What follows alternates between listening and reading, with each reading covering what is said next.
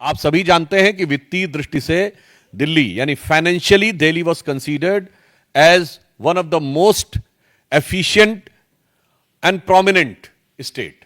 संभवतः भारत में सबसे बेहतर आर्थिक स्थिति वाले राज्यों में दिल्ली माना जाता है, जहां के लोगों की आय भी बेहतर होती है, अधिकांश सुविधाओं का वहन केंद्र सरकार करती है।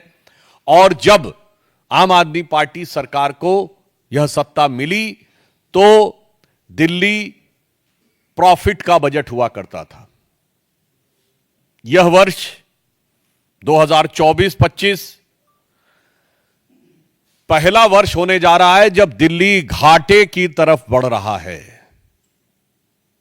और वह घाटा कितनी बड़ी चुनौती लेके आया है इसका प्रमाण यह है कि 2024-25 के यानी वर्तमान फाइनेंशियल ईयर के लिए दिल्ली सरकार ने national small saving fund NSSF से 10,000 करोड़ रुपए का ऋण लेने के लिए पत्रावली मूव की है।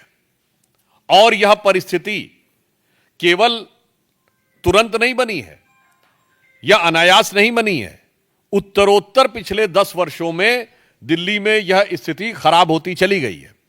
2014-15 में, 2015-16 में दिल्ली का जो राजस्व लाभ था यानी रेवेन्यू में जो सरप्लस था, दैट वाज 1.56%, 1.56% था। यानी कुल मिला के सामान्य दृष्टि से कहें तो जो आय थी उसके मुकाबले जो व्यय था उसके मुकाबले आय 1.5% से अधिक थी। यानी आर्थिक दृष्टि से स्थिति ठीक मानी जा रही थी।